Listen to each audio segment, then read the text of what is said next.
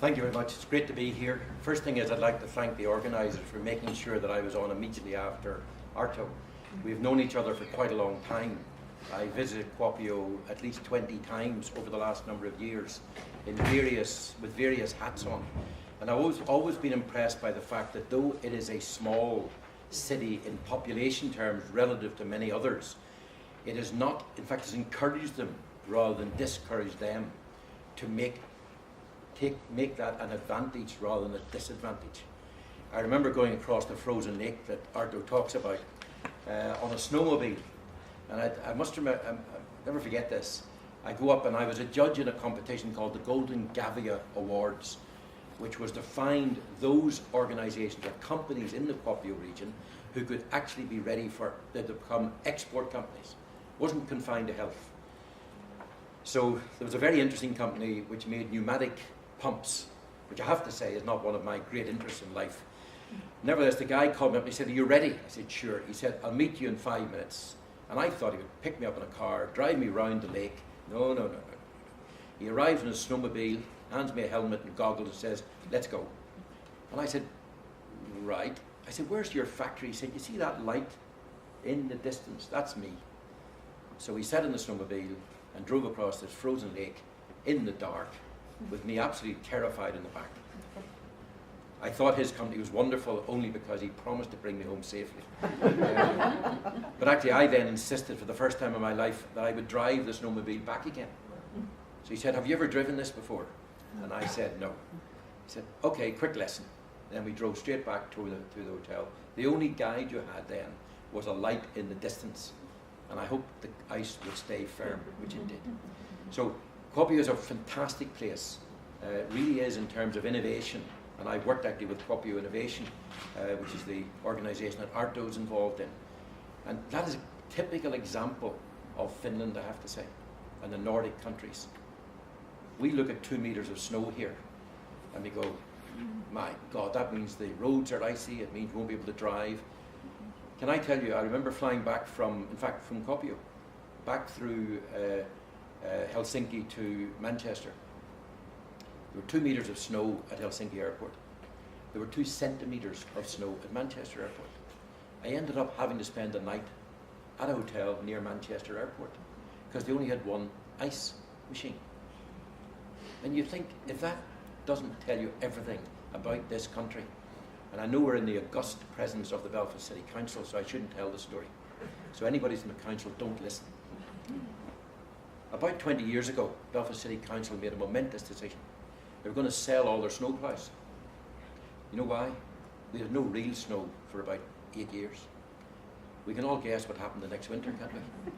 Lots of snow and people saying, "Why did you sell the snow ploughs?" That's a true story. So what it tells you is a whole lot of things. No matter what size you are, and relative to Europe and the rest of the world, Belfast and Northern Ireland is very small. Take a lesson from someone who's got a smaller population than we have. Use it as an advantage, as a test lab, a living lab, as we'll hear later today. A couple of other things. I know I should talk about my own organisation, but I really want to pick up on a couple of things. You'll all be proud to know that when you look at the slides about the tricorder, okay, that one of those 7 finalists is from Belfast. It's a company called IntelliSense, which was a spin-out from the University of Ulster, founded by Professor Jim McLaughlin, who many of you will know, and founded indeed by a man who's sadly passed away, Professor John Anderson, who in my view was one of the greatest entrepreneurs this country has ever seen. When you look at hard sign technologies, when you look at all of the stuff that he learned under Professor Pantridge, who you remember, invented the defibrillator, there is a legacy and a continuation of innovation there. And I was proud to sit on the board of IntelliSense with John and listen to him. The one thing he never had any patience for was bureaucracy. Never any patience for people saying, "We've got to do it like this." And I remember one of his favourite phrases, which we should all remember, I suggest, is, "Did you ever hear about doing things in parallel instead of sequence?" Because there is a mentality in bureaucracies that everything has to follow a systematic, sequential approach. Sometimes that's necessary, but not always. So John did everything in parallel. He used to tell me that he could cope with 5 parallel tracks at a time. Why do you think John was very successful? Because he could cope with 5 parallel tracks at the time. So I'm proud to say that IntelliSense have now linked up in the final with a company called Scanadu, run by a guy called Walter de Breuer, who's from Brussels. He says he's the only famous guy from Belgium after Poirot, and other characters like that, because there are many famous Belgian people have you heard of. I think they have a very good chance of winning, not just the 10 million, but already that has brought huge attention to IntelliSense and to the innovation culture in this country. What we're not good at in this country, and that's the theme of what I'm going to speak about, I believe, we're still not good enough at joining our own dots. We still don't know what's happening sometimes within our own organisation. And if this appears to be critical, it is. And it's meant to be. Because the key is always this. In Northern Ireland, we ought to know everyone. Indeed, as you know, when we meet people from other countries, they say, oh, you're from Northern Ireland. Oh, do you know such and such? And I'm going, you're joking. Yeah, I know that.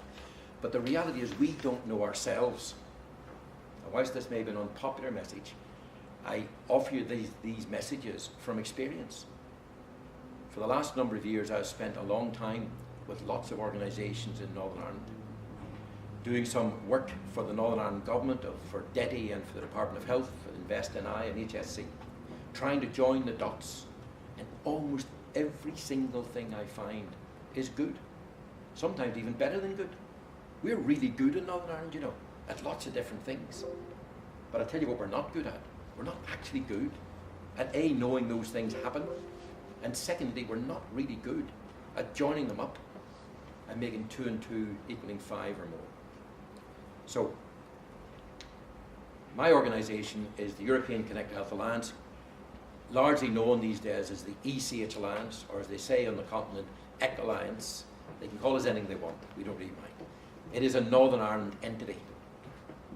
It's a community interest company or not-for-profit as they refer to it elsewhere. Started about 5 years ago, out of a sense of frustration on my part. As you probably work out by now, I have a lot of frustrations about lots of different things, particularly as my wife's in town now, because I don't live in Northern Ireland anymore, despite my accent. I live in the Isle of Man, and my wife is here yesterday and today with her sisters. And all I can tell you is there's a pain somewhere in my body every time she uses her credit card. And that's not a new technological innovation, it's just built in. So she's out there shopping at the moment, so we're sort of a bit nervous. This was set up out of a sense of frustration that I see here in Northern Ireland. So many good people, so many good things, so many wonderful things. And yes, we have lots of successes. We don't have as many as we should have. It's the same in Europe. We won't talk about Brexit or whatever it's called these days, but what I will say to you is this, that throughout Europe, the national governments still have priority and they have legal right to look after their own health and social care systems. Some do it better than others. But that doesn't mean that good ideas should not be able to be transmitted across Europe. And yet we're held up with red tape in terms of patient data crossing borders. I smiled when I saw Arto talking about his telehealth going to be reimbursed cross-border. I don't know whether that means cross-border from Kuopio to Oulu or Turku or Helsinki, but what I'm saying is these are the frustrations in Europe. So I set this organisation up really to hope that we could do something and make some real difference. We're now the largest, in fact this slide I see is already out of date, we only because we recruited another 43 members 10 days ago in Barcelona when we ran the Mobile World Congress, Digital Health and Wellness Summit. We're the largest membership organisation now in Europe. We insist on bringing in all of the silos. So at least we begin by getting all the silos in the same room. There may still be silos, by the way. So we bring in academia, we bring in industry from startups, SMEs and multinationals, and we bring in government depending on which country we're in. It could be the Department of Health here, for example, who remember. It could be in other countries, it could be health insurance companies, particularly in places like Germany, for example. So this is just a snapshot, you'll see them later. We decided we would not be the typical membership organisation which sends out 4 newsletters a year and invites you to an event once a year. Nothing wrong with that. I just didn't want to run something like that. I wanted to run something that actually did things. So we created this idea of what we call an ecosystem. And you can see the principles there, that you've effectively a geographic definition, multi-stakeholders, it's permanent, which is a very important word. Because why? If it's permanent, you start to build a community and a relationships. Regular meetings, usually every quarter. We have all sorts of plans, and we have governance through the local working groups. In Northern Ireland here, and those of you who may be interested, I would invite you to an event on the 23rd of March. This is the latest in a 3-year programme here in Northern Ireland. It's the Northern Ireland Connected Health Ecosystem. It's been meeting now for 3 years. It rotates around UU, it rotates around the Queen's, Belfast City Hall have hosted it twice. Belfast Met and Dell are hosting it in the Titanic Quarter, Belfast Met, on the 23rd of March. Look at our website and register, it's free. And it's going to deal with digitization of community care, which is a fundamental part of what you're talking about in Healthy Cities, because it's all about the holistic approach. I'll let you just look at that and see that these are the existing ecosystems down one side there. It's again slightly out of date because Valencia in Spain has now moved over and is actually already launched. Toronto will be launched next month. Slovenia was launched 2.5 weeks ago. This is my fault. I decided to send these slides not having checked them properly, so forgive me. Yorkshire and Humber was launched in January. Another meeting there next week actually. Netherlands will be launched in June. Czech Republic is on the 4th of May. And where we started in the progress ones, you see South London, that has been transformed, and we actually were able to launch our London ecosystem, which is across the whole of London, about 4 weeks ago. That takes in every hospital in London. It takes in all the local authorities. It takes in Imperial College, University College London, King's College. It takes in all of those organisations. Why? Because by coming together, we believe we can tackle real problems. So, in order to do that, we've now got a human network of about 30 ecosystems across Europe. In round figures, we'll have 120 meetings across Europe in the next 12 months. 120. They'll be attended by roughly 12,000 people over that period. The key to them is that they're both local and, of course, bigger than that. The key is they tackle local problems. And I'll give you an example from Northern Ireland in just a minute. We're not interested. We're interested in the network, and we're not interested just in speeches and presentations and briefings and all that. We're interested in tackling real issues. So we lead with the need. Every time we have an ecosystem meeting, somebody has to stand up and say, this, it's not quite like an AA meeting, but it is, I have a problem, and they have to tell us what that problem is. And then the community try to tackle that problem.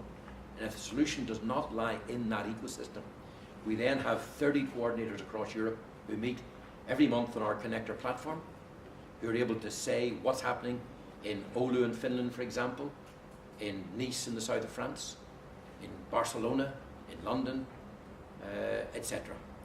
And we often find, of course, there are solutions already happening in some of those regions, because not everything's new. So we had to create a virtual, an online platform as well to cope with the scale that this has grown to. So you can see again that on that we have all the functionalities of the usual, what I call usual webinars, Google Hangouts, we have virtual showrooms, we're able to convene meetings across not only the whole of Europe, but come on to further afield in a moment. So what we try to do is to develop communities who often have the solutions already, but the solutions sometimes are only in one of the silos. So again, when you have a moment, if you'd like, you can certainly look at these slides. We're moving on to Michael McBride in a minute. I wanted to just touch on that because Michael is very involved, as you all know, and he's just recently announced a great initiative on the whole question of diabetes here in Northern Ireland through this new transformation fund. The reason I wanted to put Michael's name up there was that he also, as the Chief Medical Officer, has been deeply involved in some of the initiatives in Northern Ireland to transform this silo mentality to a joined up and connected community. So where we are right now is this, that Michael spoke at our most recent, I think it was our most recent ecosystem meeting, or maybe the one before. And what you're finding here in Northern Ireland is we all look at the health service at the moment here and we go, God, there's a big problem. And the answer is, you're right. However, beneath all of the publicity and the long waiting lists, which, etc., there are really some amazingly good stuff happening to tackle the crisis. There really are. I mean, I see them firsthand. Yes, we have major problems. But as the Chinese would say, they always say that this word weijie, or weijie, depending on whether it's Mandarin or Cantonese, and that word means two things. One, it means crisis, which we certainly have. It also means opportunity. And they refuse to have a separate word for opportunity. Because out of every crisis there are opportunities. So when I look at what Belfast City Council are doing, and many of you in this room are doing, I realise that innovation, and by the way I agree with Arto that innovation doesn't have to be a new piece of technology. It can be a new thinking, it can be new ideas, it can be all sorts of things. The drill into the ice seems to me to be one of the best innovations rather than chipping away at the thing or doing this. So your dad is a smart innovator. The reality is we have everything we need in Northern Ireland in terms of assets, people, opportunities, etc. I want all of us here, which is why you're all here today, to find ways to work together to tackle real issues. So let me give you an example. About 3 years ago, maybe 3.5 years ago, Northern Ireland had the opportunity of bidding to become what's called a reference site within Europe. In order to achieve that status, you had to actually select a particular topic and decide that you were going to be the best in Europe at that. You had to commit to do that. So what was selected after a period of time was the question of lack of adherence to medication. You all might say, what? Why do we pick some of the other things? Well, the reason was pretty simple. Because people do not take or forget to take their medication, that cost this health service an extra £112 million a year. Couldn't we use 112 million in the health service right now?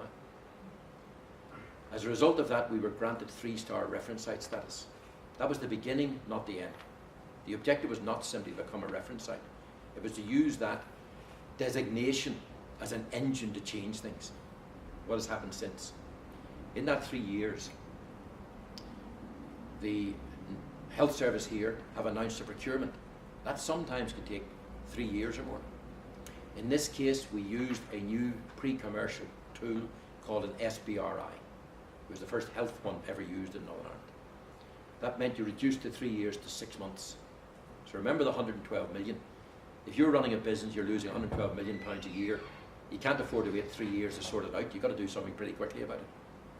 That resulted in 6 groups or companies being engaged to work with the health service to provide their solutions for lack of adherence. That's just about to come to an end now. And all the figures say that this will save very significant sums for the Northern Ireland government. But that wasn't the end of it. As a result of that work and recognition internationally, the Medicines Optimisation Innovation Centre was created in Antrim Hospital, under the Northern Trust just recently. Last week, Simon Hamilton, through his transformation fund, gave £2.3 million to that initiative. In addition to that, Professor Mike Scott, who runs that innovation centre, is now the chair of a working group within the ECH Alliance, which he now had a webinar a couple of weeks ago with, I think it was 20 regions in Europe, ecosystems in Europe, listening to what Mike Scott from Northern Ireland was saying about the Northern Ireland experience. We did that on the Connector platform. So in other words, what starts as a designation by Europe didn't come with any money at that stage, but it started a whole train of innovation, thinking, investment, benefit to patients, benefit to the health service, and you'd be pleased to know a number of local Northern Irish companies are in that and earning money from that process right now. And it doesn't stop there, because one of the companies in particular is now working as a result of being in the ECH Alliance, but also because of the experience here in Northern Ireland, has been able to start getting orders in the Netherlands, about to get a big order in France, in the UK, etc. So what I'm saying is that I really believe this passionately, we have many, many assets. What we need to be better at is packaging them up, joining them up and promoting them in a professional way. I'll shut up in just a second, but just to say this, that referring back to Arto's presentation, which I really enjoyed, I have two grandsons, 12 and 14, going on 15 as he keeps telling me, to remind me his birthday's in early May. He sends me little messages on FaceTime. What's fascinating is that I do this Call of Duty. Some of you will know the game. I have to tell you, I'm utterly useless at it, as I'm often told by my grandsons. And they always add, like, nicely, they always say at the end, "Grandad, you're utterly useless at this." We say that with respect, which of course makes it even worse. I can't even get the guys to stand up. I never mind shooting, so I'm way down here, right? But what it tells you is that it is normal for them to take games like that, talk to all their friends, and have a community themselves. They have no fear, as I have had, of pressing the wrong button. I always dread when I do presentations. I have a habit actually of completely screwing up everybody else's presentation inadvertently.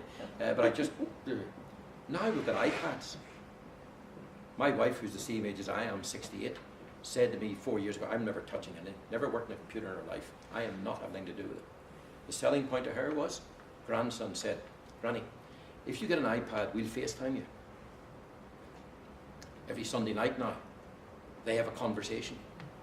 I have a private deal with my grandsons, which they came to me with and said, "You're away a lot," which is true. "Granny must be lonely. Why don't we take it in turns to FaceTime her?" If any of you know her, don't tell her this. But that was their proposal to me. So she excitedly tells me when I'm in somewhere or wherever, "Oh, I just had Flynn on, or I had Oscar on tonight." What that says is, because you make the technology easy to use, look at kids of 2. Look at people like me. I can actually use iPads and smartphones. Right? So what I'm saying to you is this. The technology has moved dramatically forward. It's easier to use. The nonsense that I hear about people who are older, "Oh, never be able to use that." But I don't know about you, but I personally am quite old, and I don't have any fear of it anymore because it's easy. So what I'm saying to you is that we need to use technology, and I agree with what was said earlier. It is an enabler. The biggest obstacle we have got to progress, I probably shouldn't say this to you, but I'll sit down in a minute, is us. We're the only people who can mess this up. We're also the only people who can make it happen, because it's down to human beings still. It's up to us to make decisions to do things in parallel, not sequence. It's up to us to represent Belfast and Northern Ireland as a place of real innovation, but above all about real deployment, doing real things all the time. The world wants to hear. Our network loves the idea of Northern Ireland. The European Commission thinks that Northern Ireland is way ahead of most regions in Europe. Now, you may all sit there and go, "If only they knew." Well, the answer is they do know quite a lot about what we do. So let's have enough confidence to join the dots, learn what other people are doing, and with that it makes us dramatically stronger together than we are separately. Thank you very much for listening.